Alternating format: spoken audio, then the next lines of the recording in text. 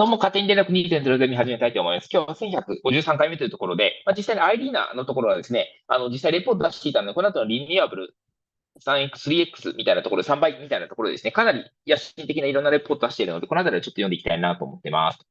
Renewable power 3X. Our success in reducing greenhouse gas emissions this decade will determine the degree according to IRENA's World Energy Transition Outlook 2023.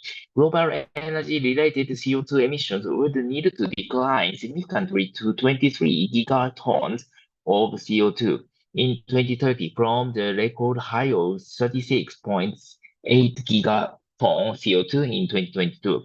IRENA's 1.5 degree scenario identifies a technically and economically feasible pathway to an energy future that is consistent with Paris Agreement goals. It continues that energy efficiency and electrification powered by renewables, clean hydrogen, and direct use of renewables are driving the transition, but the sheer scale and extent of this transition requires a rapid and systematic transformation of the energy system. Despite the progress achieved to date, the current deployment of energy transition technology is insufficient in speed and scale to achieve the Paris Agreement goals. The energy transition requires an urgent and significant acceleration across energy supply in these sectors and enabling technologies, particularly the deployment of renewable power generation systems in more countries and regions.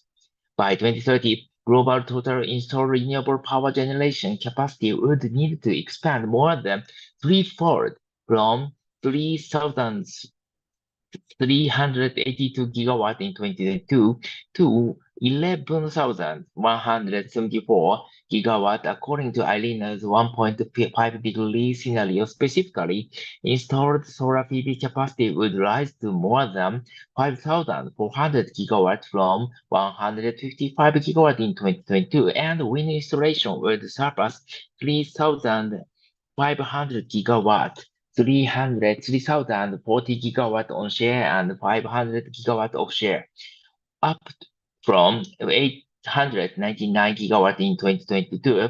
Over the same period, the share of variable renewable energy (VRE), such as solar PV and wind power in electricity generation, would rise from 10% of the total electricity generated in 2021 to 46% by 2030, requiring additional flexibility in the operation of the energy system after solar PV and wind power. The third largest increase in generation capacity would be in hydropower by 2030. Global installed hydropower capacity, including pump hydro, would grow by almost 17% from the 2022 level, reaching 1,465 gigawatt under the IRENA 1.5 degree scenario. Key performance indicators from achieving the 1.5 degree scenario in the decade for the action. Recent years, 2022, total installed capacity 8,399 to 2030, 14,462 gigawatt. And total installed renewable capacity is 3,382 to 11,174 gigawatt and the total generation terawatt hour and 28,365 terawatt hour to 40,140 terawatt hour. Renewable energy and share in generation 28% to 68%. VRE share in generation and 10% to 46%. Renewable energy share in installed capacity to 40% to 77%. This suggests average renewable energy capacity additions of approximately 1,000 gigawatt each year in the current decade, more than 3 times the installed renewable capacity added in 2022, 292 gigawatt, including 189 gigawatt of solar and 73 gigawatt of wind power, with average annual additions of 500 151 gigawatt of solar PV and 329 gigawatt of wind power to 2030. Solar PV and wind power will dominate annual power generation capacity addition this decade. Energy storage capacity would expand in tandem with cumulative global battery storage increasing in the factor of 21 from 17 gigawatt in 2020 to 359 gigawatt in 2030. Renewable power addition this decade may not be linear, however, with many factors impacting the rate of growth. Given that annual installation levels in 2022 were less than one-third of the 1,000 gigawatt average annual installation rate required to 2030 under IRENA 1.5 degree scenario growth of renewable power technologies over the remaining period of this decade will need to accelerate immediately. Some projections of solar growth foresee that 1,000 gigawatt of annual solar PV installations alone may be reached as soon as 2028. To meet the triple renewable power target, annual renewable addition need to ramp up as fast as possible and as early as possible in this decade. Countries and regions will follow different trajectories in accelerating the deployment of renewable power capacity. Those with lower barriers to investment, higher renewable energy resources potential, and mature power markets, among other key enabling factors, should aim for greater increase in renewable capacity and economy decarbonization. This will allow them to assist others by sharing lessons learned, technological and technical know-how, and experiences in establishing the right conditions for the scaling up of renewables. Under the IRENA 1.5 degree scenario, the global solar PV market would be dominated by G20 countries, but outside this group, cumulative capacity will need to surpass 900 gigawatts by 2030, while the cumulative capacity in the 20 countries would reach approximately 4,530 gigawatts.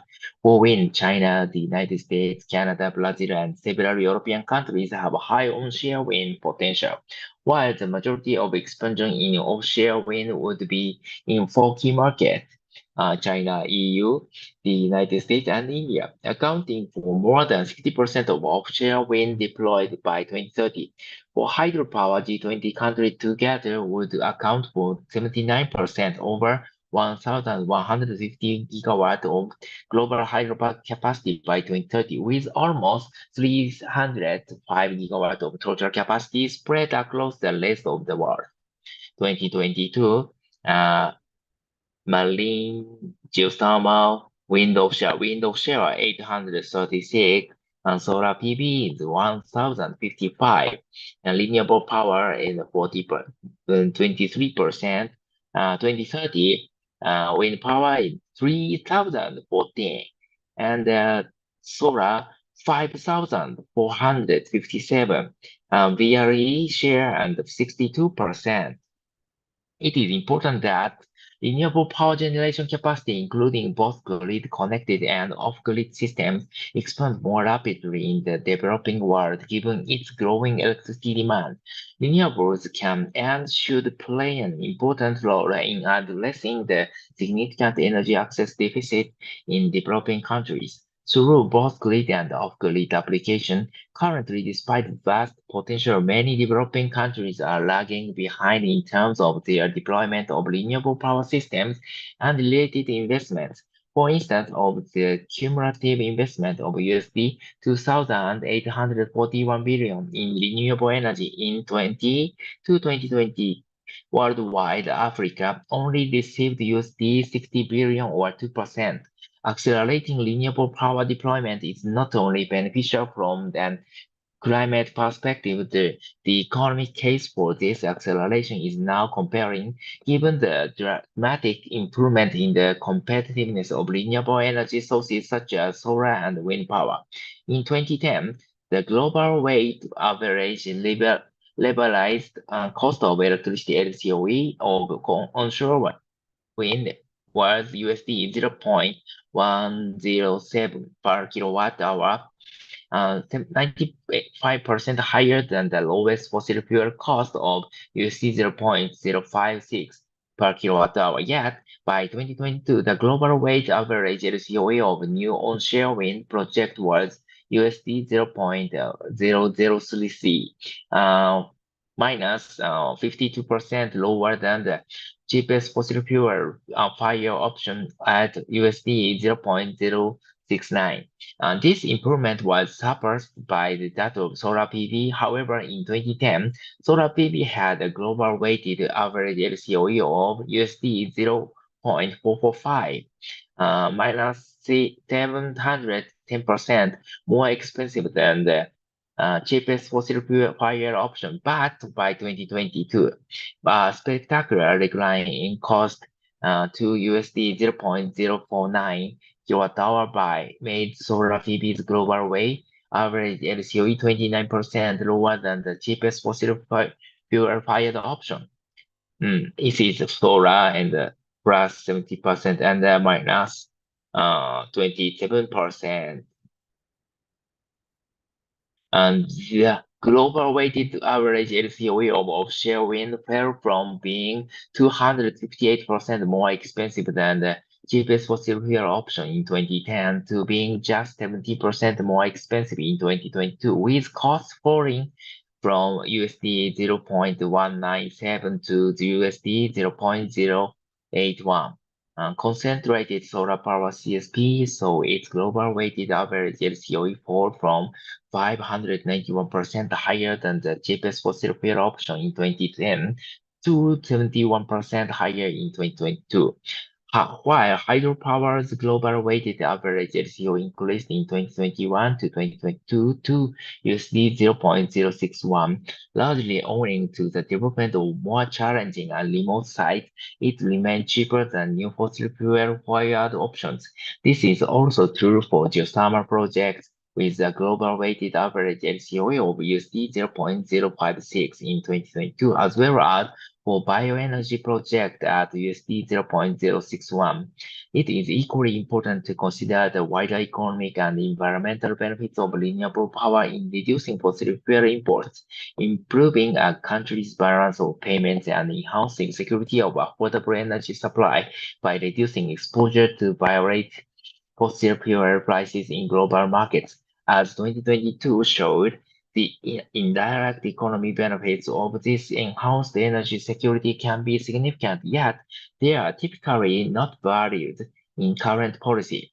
In 2023 to 2030, CSP 6056, solar PV 2943. Similarly, the economic benefits of reducing pollution and thereby improving climate, environmental, and healthy outcomes are almost never properly valued in policy setting.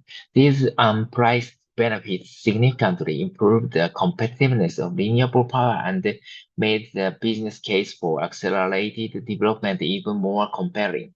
Under IRENA's 1.5-degree scenario, the power system of tomorrow would integrate a broad range of renewable sources, with each technology playing a key role in meeting electricity demand. But solar and wind power will dominate capacity expansion. This represents a transformative shift in power system supply dynamics and poses new challenges to power system operations.